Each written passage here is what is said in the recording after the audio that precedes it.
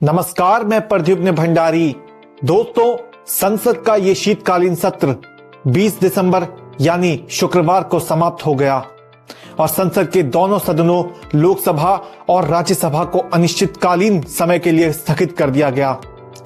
दोस्तों, संसद के शीतकालीन सत्र को दरअसल हंगामे और पक्ष विपक्ष के बीच खींचतान के लिए याद रखा जाएगा। दोस्तों, अगर मुद्दों की बात की जाए तो संसद के सामने चर्चा के लिए कई महत्वपूर्ण मुद्दे थे। कई मुद्दों पर चर्चा हो सकती थी, जैसे गौतम अडानी के खिलाफ अमेरिका की एक अदालत द्वारा जारी किया गया गिरफ्तारी का वारंट, जिस पर विपक्ष चर्चा चाहता था, मगर सत्ता पक्ष ऐसा लगा कि गौतम अडानी के बचाव में लगी रही। वहीं किसानों का दिल्ली चलो आंदोलन, जिसके जरिए किसान दरअसल सरकार के सामने अपनी बात रखना चाहते थे। 100 किसान दरअसल पैदल चलकर सरकार के सामने अपनी बात रखना चाहते थे, क्योंकि पंजाब और हरियाणा के अलग अलग बॉर्डर पर फरवरी से किसान एमएसपी की गारंटी की मांग को लेकर धरने पर बैठे हैं, मगर सरकार ने ऐसा नहीं होने दिया।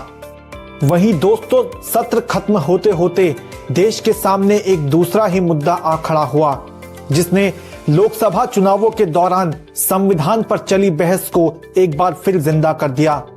जी हां दोस्तों, संविधान पर चर्चा के दौरान राज्यसभा में गृह मंत्री अमित शाह के भाषण के दौरान उन्होंने बाबा साहेब अंबेडकर को लेकर जो टिप्पणी की, जो बयान दिया, उस पर बीजेपी के लिए जवाब देना मुश्किल हो गया।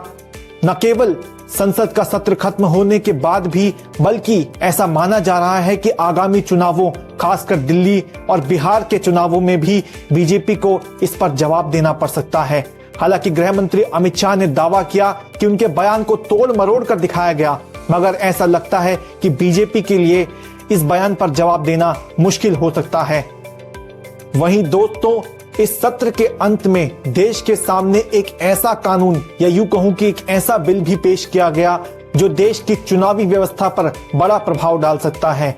जी हां दोस्तों, मैं बात कर रहा हूं एक देश एक चुनाव यानी वन नेशन वन इलेक्शन की।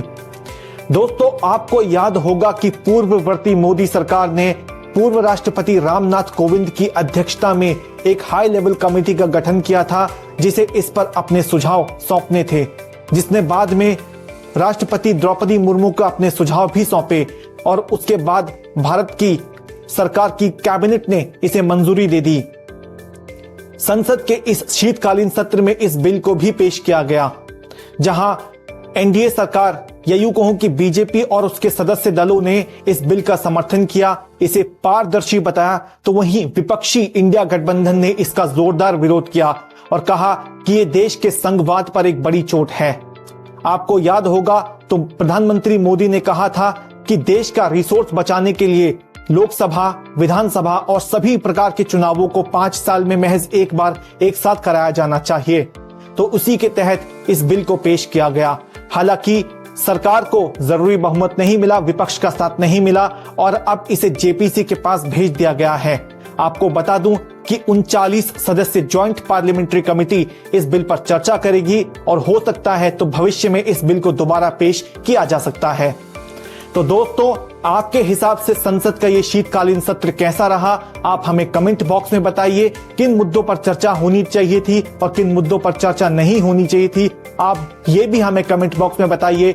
वीडियो को लाइक कीजिए और हमारे चैनल इनसाइडर इनसाइड न्यूज को सब्सक्राइब कीजिए। नमस्कार।